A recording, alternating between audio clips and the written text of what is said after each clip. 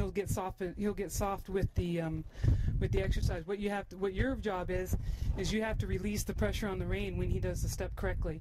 If you hold him through the step, then he's going to get heavier. So his reward, the way you tell him, yes, that's what I want, is you see this shoulder here stop, and those steps right there, you let go of the rein, okay? He'll learn the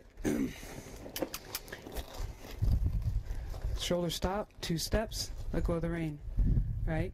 And the sooner you can let go, if you see that he's committed to turning the shoulder stops and he's committed to taking those 2 steps over, the sooner you can let go of that rein, the better, because you're going to start riding the thought. Okay, and that's where you have to start getting used to, instead of just riding where the horse is right here, right now, you have to start riding their thought. You know, if you're going down and you see him pick up his head and his ears perk up, instead of going, what's he afraid of? I don't know. Let's go find it. And then the horse gets scared. See, I knew he was afraid of that. Okay, instead of doing that, you're going to see his head go up, his ears go forward, and you're going to go, oh, can you soften up? Can you move your hip? Can you move your shoulder? Can you pay attention to me? And what you did, okay, is that before an accident happened, before the horse had time to think about being afraid, you've gone and asked him to do something. He forgets what he was afraid of, right? And you've ridden the thought. He's gone, what, huh? You know, he went. He was going to be afraid, and he forgot. You know, I don't remember what I was doing. Okay, so it's real important. Instead of like, I'm getting bucked off. Well, the horse gave you about 5 clues that he was going to buck, all right? And so you need to learn how to ride and know that, you know, at least 2 steps before he bucks you off, you know, what to do, all right? Or to do something different, you know, before you have an accident. Walk forward. When you work the hip, when you work with the hip, you work on it until he's pretty good on one side, then switch sides. So about, you know, 10-15 minutes on one side, switch sides. On the shoulder work, you want to do you want to switch sides often, because what happens is he's really flexing this neck here, and he's having to lift. This is also the beginning of elevation. Elevation of the shoulders. When you work these exercises, you're actually starting to teach him to elevate. As he works this exercise with the shoulder, what he's going to do first, no, just hold still. Stop.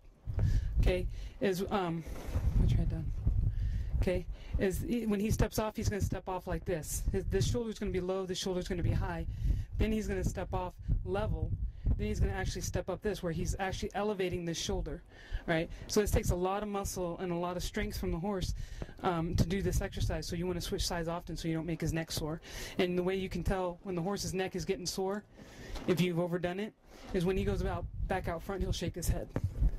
And he's telling you that, you know, this muscle here it'll be, these muscles here are getting stretched out, and these muscles up here, so he's telling you that his muscles are sore when he shakes his head. 6 different directions he can go with any part of his body: left, right, back, forward, up, and down. Right. So when you put pressure on the bridle here, as you start working with your horse, you'll see him start trying to figure it out. Okay. At first, he's not going to have a clue, and he's going to pull against you because that's what nature tells him to do. Then when he starts to realize that you'll let go of his face, at some point in time he did something that you let go of that bridle, then he'll start thinking. You'll pick up the rein and you'll see him start thinking. He'll go, wait a minute, if I do something, she'll let go of me, right? So whatever you're teaching the horse to do, whether you're teaching his horse to go left, to take his head to the left, to the right, up, down, back, forward, okay, you just hold the rein until the horse's head goes in the direction you want it to go. And what happens is he'll get really good. You'll work the head down cue. He'll get really good. You'll pick up the rein. He'll throw his head down, and you'll be like, well, that's great. Now how am I supposed to walk down trail with my horse pushing rocks on the trail? Easy, right? Because he still has 5 other directions. So you just pick up the rein the exact same way. He's going to throw his head down to the ground. You're going to go, nope, that's not what I wanted. And he's going to go, uh-oh, she didn't let go. And then you'll see the ears go up. Right? So what happens is, first it's like this. It's like up or down and up, left and right, back, back and forward, really big moves. And then pretty soon he starts doing this to where you can't even see. Right? You can't even see, because you're going to get so in tune with him and him with you, right?